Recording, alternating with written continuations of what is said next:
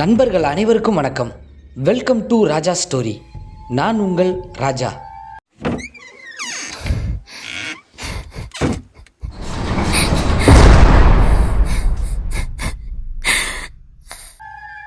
நமது ராஜா ஸ்டோரியில் இன்றைக்கி 196வது எபிசோடாக எங்கே நடந்த ஒரு சம்பவத்தை பற்றி பார்க்க போகிறோம் அப்படின்னு சொல்லி பார்த்தோம்னா, திருச்சியிலிருந்து, அதாவது திருச்சி டவுனில் இருந்து சரியாக ஒரு 30 கிலோமீட்டர் சரௌண்டிங்குள் அமைந்திருக்கக்கூடிய ஒரு சின்ன கிராமத்திற்கு ஒரு இரவு நேர ஃபங்க்ஷனுக்காக டாக்டர் காவியா அப்படின்னு சொல்லக்கூடிய அந்த பெண்மணியும் அவங்க தம்பி மற்றும் அவங்க அம்மா 3 பேர் போகும்போதே அவங்களுக்கு கொஞ்சம் ஷார்ட்கட் பாதையெல்லாம் தெரியும்.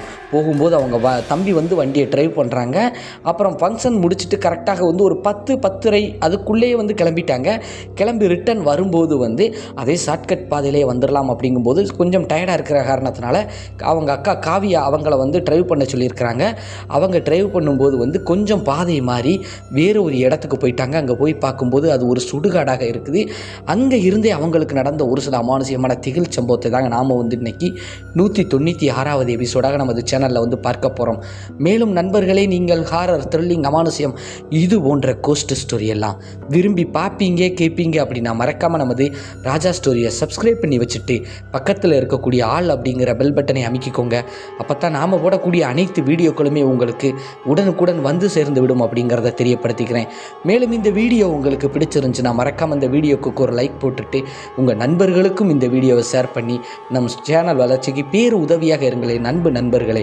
மேலும் உங்கள் வாழ்விலோ இல்லை உங்களுக்கு தெரிந்த ஒரு சில நபர்களின் வாழ்விலோ இது போன்று ஏதாவது மறக்க முடியாத ஒரு சில அமானுஷ்யமான திகில் சம்பவங்கள் நடந்திருந்தால் டிஸ்பிளேயில் காட்டப்படக்கூடிய இந்த ராஜா ஸ்டோரி அப்படிங்கக்கூடிய இந்த வாட்ஸ்அப் எண்ணிற்கு ஒரு வாய்ஸ் மெசேஜாக கூட அனுப்புங்க நண்பர்களே. கண்டிப்பாக நமது சேனலில் அது ஒளிபரப்பப்படும் அப்படிங்கிறத தெரியப்படுத்திக்கிறேன். மேலும் வாங்க நண்பர்களே, இன்னைக்குள்ள அந்த அமானுஷ்யமான திகில் சம்பவத்துக்குள்ள நாம போகலாம்.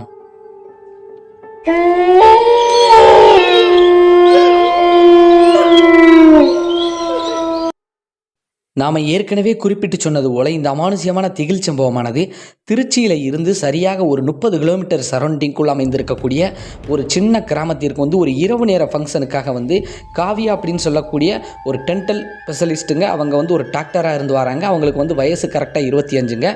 2020 அந்த காலகட்டங்களில் தான் இவங்களுக்கு இந்த சம்பவம் நடக்குது. சொந்தமாக கார் வச்சுருக்கிறாங்க. அந்த கார் எடுத்துக்கிட்டு அந்த உறவுக்காரங்க வீட்டு ஃபங்க்ஷனுக்காக காவியா அவங்க தம்பி அருண்ங்க, அவங்களுக்கு 20 வயசு அப்படின்னு சொல்லியிருக்கிறாங்க. அப்புறம் அவங்க அம்மா, இந்த 3 பேர் மட்டுமே சீக்கிரமாக கிளினிக்கை முடிச்சுட்டு, ஏன்னா சொந்தமாக கிளினிக் வச்சு நடத்துகிறாங்க, சீக்கிரமாக ஒர்க்கெல்லாம் முடிச்சுட்டு அந்த டாக்டர் அவங்க தம்பியை கூப்பிட்டுட்டு, அவங்க தம்பி தான் முதல்ல ட்ரைவ் பண்ணி போகிறாங்க. அந்த 30 கிலோமீட்டர் சரௌண்டிங்கில் இருக்கக்கூடிய அந்த கிராமத்திற்கு ஒரு ஷார்ட்கட் பாதை அவங்க தம்பிக்கு தெரியும். அந்த ஒரு காரணத்தினால தம்பி தான் ட்ரைவ் பண்ணுறாங்க. அக்கா போகலாம், நல்லா பார்த்துக்கணும், வரையில் நீங்கள் தான் ஓட்டன்னு சொல்லி காவியா அவங்ககிட்ட அவங்க தம்பியும் சொல்லியிருக்காங்க. காரணம் என்னென்னா, எனக்கு ஆல்ரெடி கொஞ்சம் டயர்டாக இருக்குது, ஃபங்க்ஷனுக்கே வர வேண்டாம்னு நினச்சா, இருந்தாலும் உங்களுக்கு துணைக்கு தான் வரேன் அப்படின்னு சொல்லிட்டு அவரும் சரின்னு சொன்ன ஒரு காரணத்தினால இந்த டென்டல் ஸ்பெஷலிஸ்ட் அவங்களும் சரின்னு சொல்லியிருக்கிறாங்க. சரி தம்பி, நீ பார்த்துக்கலாம் அப்படின்னு சொல்லிட்டு போகும்போது நல்ல முறையில் தான் போயிருக்காங்க. அங்கே போய் அந்த ஃபங்க்ஷன் எல்லாம் நல்ல முறையில் முடிச்சிருக்கிறாங்க. இதில் குறிப்பிடப்பட வேண்டிய விஷயம் என்னென்னா, காவி அவங்களுக்கு அப்பா கிடையாதாங்க. அந்த ஒரு காரணத்தினால தான் 3 பேர் மட்டுமே போயிருக்கிறாங்க. அப்படி போன இடத்துல கொஞ்சம் முன்ன பின்ன லேட் ஆகிடுச்சுங்க. சொந்த பந்தங்கள் நிறைய பேரை சந்திச்சுட்டு ரிட்டன் கிளம்புறாங்க. ஒரு 10:30 அந்த டயத்தில் தாங்க அவங்க கிளம்புறாங்க. 10 மணி 10:30க்குள்ளே கிளம்புறாங்க. ஆனால் இருந்தாலும் எல்லாருமே சொந்த பந்தம் எல்லாருமே இன்றைக்கி ஒரு பொழுது இங்கே தங்கிட்டு காலையில் போனால் என்ன அப்படின்னு சொல்கிறாங்க. ஆனால் காவியா அவங்க எனக்கு காலையில் கொஞ்சம் ஒர்க் இருக்குது, அதாவது எனக்கு ஹாஸ்பிட்டலில் கொஞ்சம் வேலை இருக்குது, அந்த ஒரு காரணத்தினால என்னால் நைட்டு ஸ்டே பண்ண முடியாது, அதனால் நாங்கள் எல்லாமே நைட்டே கிளம்புறோம், காரில் தான் நான் வந்திருக்கிறோம், தம்பி இருக்கிறான், அம்மா இருக்கிறாங்க, ஒன்றும் பிரச்சனை இல்லை அப்படின்னு சொல்லிட்டு எல்லார்ட்டையும் காவியா சொல்லிவிட்டு அவங்க தான் காரை எடுக்கிறாங்க. அவங்க காரை எடுக்கும்போது கரெக்டாக மணி ஒரு 10:30 அதை கொஞ்சம் நெருக்கி வருதுங்க. அதுக்கப்புறம் அவங்க ஒரு 10-12 கிலோமீட்டர் வரைக்கும் நல்ல முறையில் வந்துட்டாங்க. மெயின் சாலை மாதிரி தாங்க இருக்குது, வந்திருக்காங்க. தம்பி சொன்ன அந்த ஷார்ட்கட் பாதையும் இவங்களுக்கு கொஞ்சம் தெரிஞ்சிருக்குது. முன்னாடி தான் அவங்க தம்பிக்கு சைடில் தான் உட்காந்து வந்ததுனால அவங்க தம்பி ஓட்டும்போது அவங்களுக்கு தெரிஞ்சிருக்குது. இப்போ தம்பி பின்னாடி கொஞ்சம் ரெஸ்ட் எடுக்கலாம் அப்படின்னு சொல்லிட்டு அங்கே பின்னாடி போய் படுத்துக்கிட்டாருங்க சீட்டில். அவங்க அம்மாவும் காவியா ட்ரைவ் பண்ணுறாங்க. அப்படியே அமைதியாக வண்டி வந்துக்கிட்டு இருக்குதுங்க. அது ஒரு கிராமத்தின் சாலையாக இருக்கக்கூடிய காரணத்தினால ஆள் அரவமற்று அமைதியாக காரு இவங்க 3 பேர் மட்டும்தாங்க அப்படியே மௌனமாக போய்கிட்டே இருக்குதுங்க. ஆங்காங்கே ஒரு சில தெருவிளக்குகள் மட்டும்தாங்க இருக்கும், ஆனால் சொல்கிற அளவுக்கு கிடையாதுங்க. அப்படியே அந்த 10-12 கிலோமீட்டர்லாம் கழித்து வரும்போது போகும்போது இவங்க வந்து என்ன பண்ணியிருக்காங்கன்னா, தம்பி வரும்போது வந்து சொல்லி தான் வந்திருக்காங்க. போகும்போது அக்கா ரைட்டில் கட் பண்ணி தான் மெயினை பிடிச்சி தான் நம்ம போகணும் அப்படின்னு இருக்காங்க. ஆனால் இவங்களுக்கு வந்து அந்த சிந்தனை இல்லாமல் லெஃப்ட்டில் கட் பண்ணிட்டாங்க. அப்படி லெஃப்ட்டில் கட் பண்ணி சரியாக ஒரு 10 நிமிஷம் வரைக்கும் வந்து கார் போகுதுங்க. சரியாக ஒரு 2 கிராமம் தள்ளி போயிருக்காங்க. ஆனால் இவங்களுக்கு இது ராங் பாதை, தவறான பாதையில் போகிறோம் அப்படின்னு சொல்லி இவங்களுக்கு எந்த ஒரு ஐடியாவும் இல்லை. அப்படி போய்கிட்டு இருக்கும்போது வந்து அந்த 2 கிராமம் தள்ளி கொஞ்சம் சாலை வந்து குறுகலாக இருந்திருக்குது. என்னடா அந்த சாலையில் நம்ம வந்தோமா அப்படின்னு சொல்லிட்டு ஒரு யோசனையிலேயே போகும்போது நம்ம இதுலையா போனோம் அப்படின்னு சொல்லிட்டு ஒரு யோசனையிலேயே அவங்க காரையும் வந்து ட்ரைவ் பண்ணிக்கிட்டே போகிறாங்க. அப்படி பாதி தூரம் வரைக்கும் போயிருச்சுங்க. ஒரு 3/4 கிலோமீட்டர் வரைக்கும் உள்ளே போயிருச்சுங்க. உள்ளே போகும்போது தான் தெரியுதுங்க, அந்த ஹெட்லைட் வெளிச்சம் கொஞ்சம் ஹெவியாக இருக்குது. அந்த வெளிச்சத்தில் பார்க்கும்போது அது ஒரு சுடுகாடு அப்படிங்கிறது நல்லா தெளிவாக தெரியுது. ஆகா என்னடா இந்த பாதைக்கு வந்துட்டோமா அப்படின்னு சொல்லிட்டு டக்குன்னு பிரேக் அடிச்சிட்டாங்க. ஏன்னா அவங்களுக்கு ஒரு பதட்டம் வந்துருச்சு. சுடுகாட்டுக்கு சரியாக ஒரு 11 மணி 11:15 அந்த இடத்துக்கு போய் நம்ம ரீச் பண்ணிட்டோமே அப்படின்ட்டு. ஏன்னா இவங்க காரை வந்து மெதுவாக தான் ட்ரைவ் பண்ணிக்கிட்டும் வராங்க. ஆனால் இருந்தாலும் இந்த மாதிரி இடத்துக்கு வந்துட்டோமே கப்புன்னு பிரேக் அடிக்கும்போது அவங்க அம்மா முழிச்சிட்டாங்க. தம்பி அவர் வாட்டுக்கு அசந்து தூங்கிட்டு இருக்கிறாரு பின்னாடி பேக் சீட்டில். அப்போ அவங்க அம்மா முழிச்சிட்டு என்ன பாப்பா அப்படின்னு சொல்லிட்டு அப்படி பார்க்கும்போது வந்து ஒன்றும் இல்லைம்மா அப்படிங்கும்போது அவங்க அம்மா அப்படியே சுற்றி முற்றி பார்த்துட்டு பார்க்குறாங்க. என்னடி இங்கே வந்திருக்கிற அப்படின்னு சொல்லி அவங்க அம்மா திட்டுறாங்க. அம்மா நான் ஒன்றும் கவனிக்கலாமா, நான் கொஞ்சம் அசந்து போய் அப்படியே பாதையை மாற்றிட்டேன், ஒன்றும் இல்லை, இப்போ ரிட்டன் டர்ன் பண்ணி நம்ம போயிடலாம் அப்படிங்கும்போது சின்ன சிங்கிள் ரோடாக இருக்குதம்மா, இதில் எப்படி நீ டர்ன் பண்ண முடியும் அப்படிங்கும்போது ஒன்றும் இல்லைம்மா நீங்கள் தூங்க நான் பார்த்துக்கிறேம்மா அப்படின்னு சொல்லிட்டு இவங்க என்ன பண்ணுறாங்கன்னா கொஞ்சம் ரிவர்ஸ் போகலாமா அப்படின்னு சொல்லிட்டு பார்க்குறாங்க. அப்படி போகும்போது ரிவர்ஸில் லைட்டாக எடுக்கும்போது அவங்களுக்கு தெரிஞ்சுக்கிடுச்சு பின்னாடி வந்து திரும்புறதுக்கு வழியே கிடையாதுன்னு. ஆனால் இருந்தாலும் இவங்களுக்கு வந்து பின்னாடி வந்து கேமரா இருக்குதாங்க. இவங்க காரில் வந்து அந்த ஜிபிஎஸ் கேமரா மாதிரி ஏதோ கேமரா இருக்குது அப்படிங்கிற மாதிரி சொல்லியிருந்தாங்க. அந்த கேமரா இருக்கக்கூடிய காரணத்தினால வந்து பின்னாடி யாரோ இருப்பது போல் அவங்களுக்கு தெளிவாக தெரியுது. ஒரு உருவம் போல் தெரிஞ்சிருக்குது. கேமராவை பார்த்துட்டு அப்புறம் டக்குன்னு அப்படியே சைடு மிரரில் அப்படியே திரும்பி அப்படி பார்க்குறாங்க. அந்த இடத்துல வந்து யாருமே இல்லை. ஆனால் இவங்க வந்து கேமராவில் தெளிவாக தெரியுது. ஒரு நிமிஷம் அப்படி தலையை எட்டி இப்படி பார்க்கும்போது வந்து இவங்களுக்கு ஒரு அதிர்ச்சி. என்ன அப்படின்னு சொல்லி பார்த்தீங்க அப்படின்னா, அங்கே ஒரு பெண்மணி வந்து அசையாமல் அந்த இடத்துல நிற்பது போல் தெரியுது. ஆனால் இருந்தாலும் வந்து அது ஒரு வித்தியாசமாக இருக்கிற மாதிரி தெரியுது. ஒரு பெண்மணி, என்னடா இது யார், இது என்ன உருவம் தெரியுது அப்படின்னு சொல்லிட்டு இவங்க வந்து தலையை கொஞ்சம் நல்லா வெளியில் எட்டி பார்க்குறாங்க. அந்த இடத்துல இல்லை. ஒரு நொடி 2-3 நொடி தாங்க அந்த இடத்துல வந்து அப்புறம் யாருமே இல்லாத மாதிரி இருக்குது. கேமரா பார்க்குறாங்க, அந்த இடத்துல யாருமே இல்லை. இவங்க மனசுக்குள்ளே பக்குன்னு அடிச்சுக்கிட்டு இருக்குது. இவங்க அம்மா என்ன பாப்பா என்ன அப்படிங்கும்போது ஒன்றும் இல்லைம்மா நான் அம்மாட்ட சொன்ன, அம்மா எதுவும் பதறிடுவாங்க, ஆல்ரெடி இந்த ஏரியாக்குள்ளே வந்ததுக்கே அம்மா திட்டுறாங்க அப்படின்னு சொல்லிட்டு இவங்க என்ன பண்ணுறாங்க, காவியா அப்படியே மெதுவாக வந்து வண்டியை மூவ் பண்ணி முன்னுக்கு தான் போகிறாங்க அந்த சுடுகாடை நோக்கி. காரணம் என்னென்னா அங்கே கொஞ்சம் இடம் இருக்குது, அங்கே போய் அப்படியே டர்ன் பண்ணி திருப்பிக்கலாம்ங்கிற ஒரு ஐடியாவில் தான் போகிறாங்க. அப்படியே ஒரு பதட்டத்தில் பயத்தில் வந்து காவியா வந்து அவங்க குலதெய்வம் இஷ்ட தெய்வம் எல்லா தெய்வத்தையும் அப்படியே மனசுக்குள்ளே நினச்சிக்கிட்டு அப்படியே காரை வந்து அப்படியே டர்ன் பண்ணி வராங்க. அப்படி வரும்போது வந்து ஒரு வழியாக டர்ன் பண்ணி நேராக மெயினை பிடிக்கிறாங்க. மெயினை பிடிச்சி அப்படியே ஒரு 3/4 கிலோமீட்டர் தூரம் வந்த உடனே வந்து அவங்களுக்கு ஒரு சந்தேகம், எந்த திசைக்கு போகணும் அப்படின்ட்டு. ஏன்னா அங்கே வந்து ஒரு 3 முக்கு சந்திப்பு மாதிரி இருக்குது. இதில் போய் தான் நம்ம வந்து மெயினை பிடிக்கணும். இப்போ இவனை தம்பியை எழுப்புமா அப்படின்னு சொல்லிட்டு அப்படி திரும்பும்போது ஒரு விஷயத்தை நோட் பண்ணுறாங்க. அந்த இடத்துல வந்து ஒரு பெண்மணி வந்து ஒரு டியூப் லைட் வெளிச்சம் இருக்குதுங்க 3 முக்கு சந்திப்புக்கு கொஞ்சம் தள்ளி. அந்த இடத்துல ஒரு பெண்மணி உட்கார்ந்துருக்கிறத இவங்க நோட் பண்ணுறாங்க.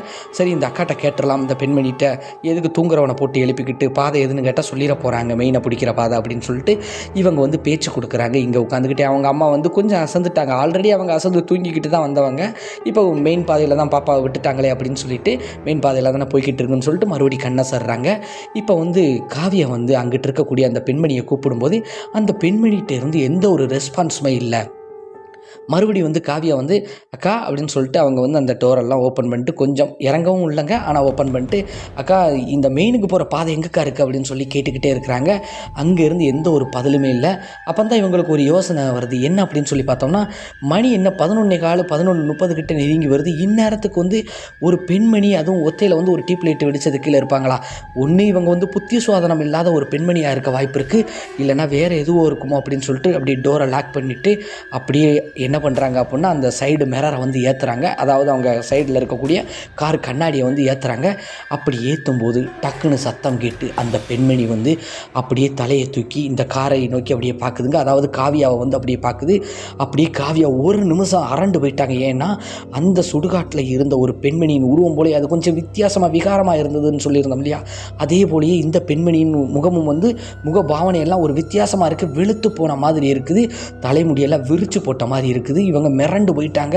இது பெண்மணியே இல்லை அப்படிங்கிறது தெளிவாக தெரிஞ்சுக்கிடுச்சு. ஆனால் இருந்தாலும் ஒரு கட்டத்துக்கு மேலே வந்து இவங்க வந்து கத்திட்டாங்க. அந்த உருவத்தை பார்த்த உடனேமே இவங்க வந்து கார் ரன்னிங்கில் தான் இருக்குதுங்க. ஆனால் கத்திட்டாங்க. கத்தும்போது வந்து அவங்க அம்மா எழும்பிட்டாங்க. அவங்க தம்பி என்னக்கா அப்படின்னு சொல்லிட்டு எழுப்பிட்டாங்க. ஒரு நிமிஷம் வந்து அவங்க அம்மாவை பார்த்துட்டு அம்மா அங்கே பாருமா அப்படிங்கும்போது அந்த இடத்துல யாருமே கிடையாது. காவியா வந்து மிரண்டு போய் அப்படியே அங்கும் இங்கும் அப்படியே பார்க்குறாங்க. அவங்க தம்பி என்னக்கா ஆச்சு அப்படின்னு சொல்லி கேட்கும்போது வந்து அவங்க தம்பிகிட்ட ஒன்றும் இல்லடா தம்பி, நான் இந்த மாதிரி இங்கிட்ட யாரும் இருந்த மாதிரி இருந்துச்சுடா, நான் ஒரு பதட்டத்தில் கத்திட்டேன்டா அப்படிங்கும்போது, என்னக்கா நீ அரண்டவங்கன்னுக்கு இருண்டதெல்லாம் பாம்புங்கிற மாதிரி இப்போ நீ எங்கே வந்து நிற்கிற அப்படிங்கும்போது, ஒன்றும் இல்லை நான் பாதை மாறிட்டேன்டா தம்பி, பாதை மாறிட்டேன்னா என்கிட்ட கேட்க மாட்டியாக்கா, என்னக்கா நீ இறங்குக்கா கீழே அப்படின்னு சொல்லிட்டு நான் எடுக்கிறேன் வண்டி அப்படின்னு சொல்லிட்டு அவங்க தம்பி வந்து அவங்க சைடில் இருக்கக்கூடிய டோரை ஓப்பன் பண்ணிவிட்டு ஒரு டென்ஷனில் வராங்க. ஏன்னா பாதை மாறிடுச்சு, எவ்வளோ தூரம் அக்கா ஓட்டிகிட்டு வந்திருக்காங்க அப்படின்னு சொல்லி தெரியலை அப்படின்னு சொல்லிட்டு உடனே காவி அவங்களும் வந்து இறங்குறாங்க. அப்படி இறங்கி வந்து அப்படியே பின் சீட்டுக்கு வரலாம் அப்படின்னு சொல்லிட்டு வரும்போது அப்படியே சுற்றி முற்றி அப்படியே ஒரு பதட்டத்திலே பார்க்குறாங்க. தம்பி வந்து நீ ஏற்கா டைம் ஆச்சுக்கா அப்படின்னு சொல்லிட்டு, ஏன்னா மணியும் 11:30 மேலே ஆகுதுக்கா ஏற்கா அப்படின்னு சொல்லிட்டு அவங்க தம்பியும் வந்து காரை ஸ்டார்ட் பண்ணுறாங்க. மறுபடி காவியா வந்து அப்படியே ஏறி உட்காந்துக்கிட்டு அப்படியே பின்னாடி பார்க்குறாங்க. அப்படி பின்னாடி பார்க்கும்போது தெளிவாக தெரியுதுங்க, தூரத்துலங்க சரியாக ஒரு 50 மீட்டருக்குள்ளங்க ஒரு பெண்மணி வந்து அப்படியே தலைவெறி கோலத்தில் அந்த ரோட்டில் நின்றுக்கிட்டு இந்த போகக்கூடிய காரையே அப்படியே பார்த்துக்கிட்டே நிற்கிறாங்க. இதை பார்க்கும்போது காவியா அரண்டு போய் முருகா முருகா முருகா அப்படின்னு சொல்லிட்டு மனசுக்குள்ளே, ஏன்னா அவங்க இஷ்ட தெய்வம் வந்து முருகனை மனசுக்குள்ளே நினச்சிக்கிட்டு அப்படியே கண்ணை மூடிட்டு அப்படியே பேக் சீட்டில் அப்படியே உட்காந்துட்டாங்க. ஒரு வழியாக தம்பி வந்து அந்தான்னு சொல்லி அந்த 3 முக்க சந்திப்பெல்லாம் கடந்து போய் மெயினை பிடிச்சி வண்டி போய்கிட்டு இருக்குது. அப்படி வண்டி போய்கிட்டு இருக்கும்போது வந்து சைடில் வந்து எந்த பக்கமும் காவியா வந்து பார்க்கல. ஆல்ரெடி 2 ட்ரிப்பு நம்ம வந்து இந்த உருவத்தை பார்த்துட்டோம். இதுக்கு மேலே இந்த உருவத்தை பார்க்குற சக்தி நமக்கு கிடையாது. இதை நம்ம வீட்டுக்கு போய் தான் நம்ம இவங்ககிட்ட வந்து தெளிவாக எக்ஸ்பிளைன் பண்ணணும். ஒரு 3 ட்ரிப்பு இப்போ பார்த்துட்டோம், இதற்கு மேலே எங்கிட்டும் பார்க்கக்கூடாதுன்னு சொல்லிட்டு அப்படியே கம்முன்னு காருக்குள்ளேயே இருந்திருக்கிறாங்க. ஆனால் அதில் இருந்தே வந்து காவியா வந்து கொஞ்சம் சுப்புன்னு அமைதியாக தான் இருந்திருக்காங்க. எதுவுமே சரியாக பேசலை. அவங்க தம்பி பேச்சு கொடுத்துட்டு வந்தாலுமே வந்து இவங்க வந்து அந்த குழப்பத்திலே தான் வந்திருக்காங்க. ஊர் வழியாக கார் வீட்டுக்கும் வந்துருச்சுங்க. வீட்டுக்கு வந்ததுக்கப்புறம் வந்து அவங்க தம்பி வந்து காரை பார்க் பண்ணிவிட்டு சரி வாக்கா அப்படின்னு சொல்லிட்டு உள்ளே போகிறாங்க. உள்ளே போய் காவியாவுக்குன்னு சொல்லிட்டு ஒரு தனி பெட்ரூம் அறை ஒன்று இருக்குதுங்க. அவங்க அம்மாவும் அவங்க தம்பியும் ஒரு அறையில் வந்து படுத்துக்கிடுவாங்களாங்க. அதாவது எக்ஸ்ட்ரா 2-3 அறை இருந்தாலுமே வந்து அவங்க அம்மா அவங்க தம்பி வந்து சின்ன பிள்ளையிலேருந்தே வந்து அவங்க அம்மா கூட தான் அவங்க தம்பி தூங்குவாங்களாம். ஆனால் இன்று வந்து காவியா வந்து இங்கே தூங்குவோமா வேண்டாமான்னு சொல்லிட்டு ஒரு யோசனையில், ஆனால் இருந்தாலும் திடீர்னு வந்து அம்மா கூட போய் படுத்தா அவங்க தம்பி வேறு ரொம்ப கேலி பண்ணுவாங்களாம். அதனால் சரி நம்ம வந்து பேசாமல் நம்ம பெட்ரூம்லேயே படுத்துக்கலாம், அது அங்கே நடந்தது இங்கே என்ன வந்துட போகுது அப்படின்னு சொல்லிட்டு முருகனை மனசில் வேண்டிக்கிட்டு திருநீரெல்லாம் நெத்தியில் வச்சுட்டு அதற்கப்புறம் வந்து அவங்களுடைய பெட்ரூமில் வந்து படுக்கிறாங்க. என்னதான் இவங்க டாக்டராக இருந்தாலும் வந்து கண் கூட இவங்க பார்த்ததுனால வந்து இவங்க அரண்டு போயிட்டாங்கன்னு தாங்க சொல்லணும். இப்போ வந்து இவங்க வந்து அப்படியே அவங்க ரூமில் வந்து படுத்து தூங்குறாங்க. இவங்க ஆல்ரெடி வந்த டைமே வந்து ஒரு 12 மணியை நெருக்கி தாங்க வந்திருக்காங்க.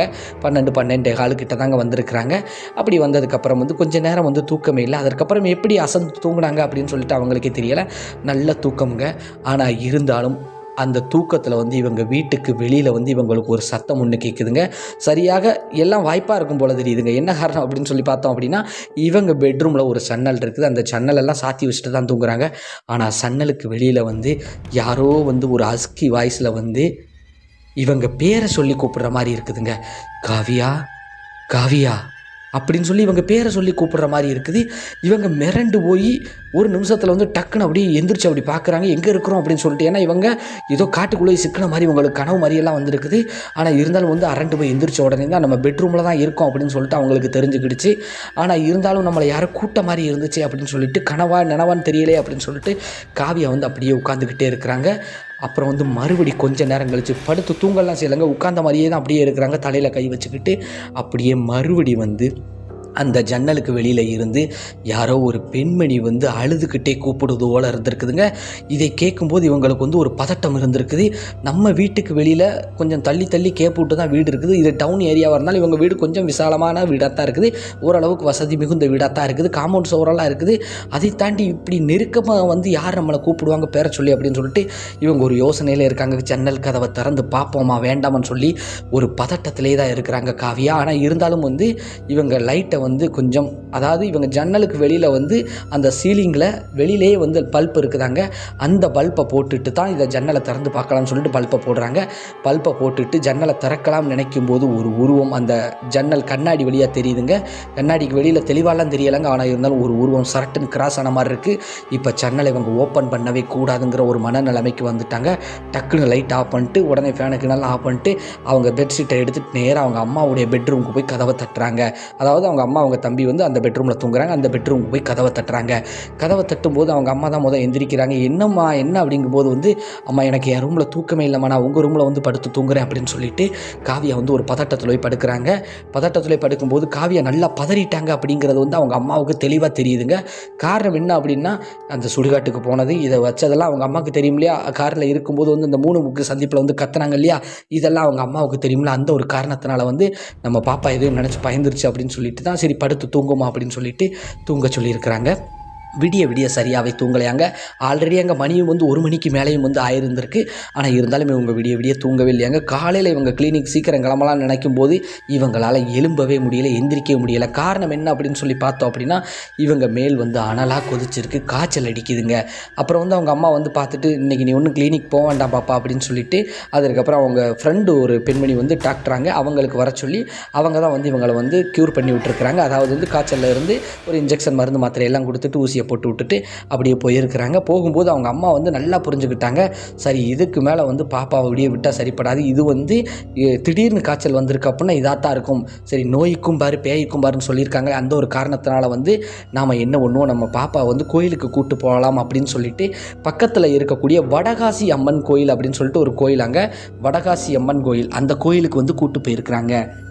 அப்படி அந்த கோயிலுக்குள்ளே நுழைஞ்சதுக்கு அப்புறம் தான் வந்து காவியா அவங்களுக்கு வந்து மைண்டு கொஞ்சம் ரிலாக்ஸாக ஃப்ரீயாக இருந்திருக்குங்க. அது வரைக்கும் வந்து மனசு கொஞ்சம் இறுக்கமாக இருந்திருக்குது. அன்றைக்கி ஃபுல்லாமே வந்து அந்த கோயிலுக்கு போனதுக்கப்புறம் கொஞ்சம் ஃப்ரீயான மாதிரி சொல்லியிருக்கிறாங்க. கோயிலுக்கு போன உடனேமே வந்து அவங்க அம்மா வந்து அந்த கோயில் பூசாரிட்ட, அவரும் கொஞ்சம் வயசான நபராங்க, அந்த கோயில் பூசாரிட்ட வந்து, சாமி இந்த மாதிரி நேற்றுக்கு என் பொண்ணு வந்து எதையோ பார்த்து பயந்துருச்சு, நீங்கள் தான் அதுக்கு என்னங்கிறத கொஞ்சம் பார்க்கணும் அப்படின்னு சொன்ன ஒரு காரணத்தினால நடந்த எல்லா விஷயத்தையுமே வந்து காவியா வந்து அவங்களே வந்து அந்த பூசாரிட்ட வந்து சொல்லும்போது, அந்த கோயில் பூசாரி வந்து இவங்க 3 பேருக்குமே வந்து ஒரு அர்ச்சனையை செய்கிறாங்க. காவியா அவங்க அம்மா அவங்க தம்பி அருண் அவங்களுக்கு ஒரு அர்ச்சனையை செஞ்சுட்டு அதற்கப்புறம் வந்து பிரசாதம்லாம் வழங்கிட்டு என்ன சொல்லியிருக்காங்கன்னா, இந்த அம்மன் வந்து சக்தி வாய்ந்த அம்மன், கண்டிப்பாக நீங்கள் கவலைப்படாதீங்க, இங்கே வந்ததுக்கப்புறம் உனக்கு வந்து நிம்மதியாக இருக்கலாமா, உனக்கு இனிமேல் எந்த பிரச்சனையும் இல்லை, இந்த அம்மா பார்த்துக்கிடுவாமா அப்படின்னு சொல்லிட்டு அதற்கப்புறம் வந்து ஒரு இடத்தை கை காமிச்சு, அங்கே ஒரு பாட்டியம்மா இருப்பாங்க, ஒரு 60-65 வயசில் சடமுடியெல்லாம் வளர்த்துட்டு, அந்த அம்மா வந்து பெரும்பாலும் இங்கே தான் இருக்கிறாங்க, வரப்போகிறவங்களுக்கு வந்து குறி சொல்ல ஒரு நல்ல வாக்கு சொல்ல இருப்பாங்க, நீங்கள் அந்த அம்மாவை போய் பாருங்கள், உங்களுக்கு என்ன நடந்தது அப்படிங்கிறது வந்து அந்த அம்மா கணிச்சு சொல்லிடும் அப்படின்னு சொன்ன ஒரு காரணத்தினால ஒரு ஆர்வத்தில் வந்து, ஏன்னா காவியா வந்து கேட்டிருக்காங்க அப்படி என்ன அங்கே இருந்துச்சுன்னு சொல்லி பூசாரிட்ட சொல்லும்போது, நான் வந்து அம்மனுக்கு பூஜை செய்வதோட சரிம்மா, ஒரு ஆன்மீக ஆற்றலோடு இருப்பேனே ஒழிய எனக்கு இதை பற்றி தெரியாது, அந்த அம்மாட்ட கேளுங்கன்னு சொல்லும்போது தான் அந்த பெண்மணியை நோக்கி இவங்க போகிறாங்க. அவங்க நினச்ச மாதிரி அங்கே அந்த பெண்மணி இருந்திருக்கிறாங்க. கிட்டத்தட்ட ஒரு 60-65 வயசு வரைக்கும் இருக்கும் அப்படின்னு சொல்லியிருக்கிறாங்க. அந்த அம்மாவை போய் பார்த்த உடனேமே வந்து அந்த அம்மா உட்கார்தாயி அப்படின்னு சொல்லிட்டு, என்ன அரண்டு போய் வந்திருக்க அப்படின்னு சொல்லி அந்த பெரியம்மா கேட்டிருக்கிறாங்க.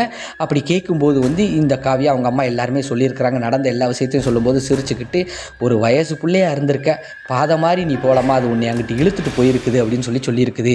என்ன சாமி என்னம்மா சொல்கிறீங்க அப்படின்னு சொல்லிட்டு எல்லாருமே கேட்கும்போது, காவியா உட்பட அவங்க அம்மா தம்பி எல்லாரும் கேட்கும்போது அந்த அம்மா என்ன சொல்கிறாங்கன்னா, நீங்கள் வந்து ஒரு பகுதி 3 முக்கு சந்திப்பை வந்து தெரியாமல் கிராஸ் பண்ணி போனீங்க இல்லையா, அங்கே வந்து அந்த இறந்து போன ஒரு பெண்மணி ஆன்மா வந்து சுற்றிட்டு அலைஞ்சிருக்கு, நம்ம வயசு பெண்மணி எவ்வளோ சந்தோஷமாக கார் ஓட்டிக்கிட்டு போகுதே, நம்மளால் வாழ முடியலை அப்படின்னு சொல்லிட்டு தான் உடனே வந்து அந்த பாதையை நோக்கி வரத மாதிரி அது இழுத்து இருக்குது. நேராக வந்து சுடுகாட்டுக்குள்ளேயும் போயிட்டோமா, இந்த புள்ள இறந்து ஒரு வாரம் தான் இருக்கும் அப்படிங்கிற மாதிரி சொல்லியிருக்கிறாங்க.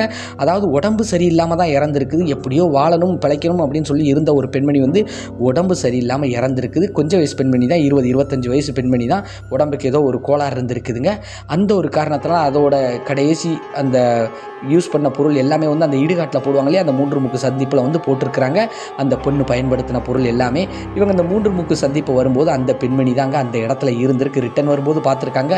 போகும்போதே வந்து காவியாவை வந்து அந்த இடத்துக்கு வந்து அப்படியே மயக்கி தாங்க அங்கே இழுத்துட்டு போன மாதிரி அந்த அம்மா பெரியம்மா சொல்லியிருக்கிறாங்க. அந்த சாமி ஆடக்கூடிய அம்மா அப்படி தான் மயானத்துக்கு போய் பின்னாடி காருக்கு பின்னாடி வந்து அந்த பெண்மணி அச்சப்படுத்தி பார்த்துருக்கு. அதுக்கப்புறம் ரிட்டன் வரும்போதும் வந்து கொஞ்சம் அச்சப்படுத்தி பார்த்து வீடு வரைக்கும் கூட தொடர்ந்து வந்திருக்கு.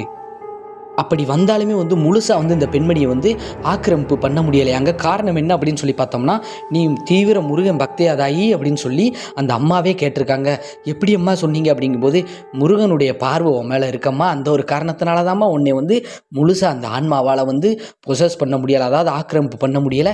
இனி நீ கவலைப்படாதாயி, இந்த அம்மனை நம்பி வந்துட்டல, இந்த ஆத்தாவும் உன்னை கைவிட மாட்டா, நீ கவலையப்படாதாயி அப்படின்னு சொல்லிட்டு இடுப்பில் வச்சுருந்த ஒரு பையில இருந்து கொஞ்சம் திருநீரை எடுத்து 3 நபர்களுக்குமே, அந்த குடும்பத்து நபர்களுக்கு அவங்களுக்கு பூசி விட்டுட்டு அர்ச்சனையெல்லாம் கொடுத்தீங்களா அப்படின்னு கேட்கும்போது கொடுத்தாச்சு அப்படிங்கும்போது அந்த ஆத்தா அவங்கள கவனிச்சுக்கிடுவா, நீ ஒன்றும் கவலைப்படாததாயி அப்படின்னு சொல்லிட்டு அந்த பைக்குள்ளே இருந்து ஏதோ கொஞ்சம் திருநீர் எடுக்கிறாங்க. அதோட வந்து ஒரு மஞ்சள் கயிறு ஒன்று இருந்திருக்குதுங்க, அதையும் எடுத்து இந்த தாயி இதை கையில் கட்டு அப்படின்னு சொல்லிட்டு அந்த அம்மாவே கட்டி விட்டுருக்குறாங்க.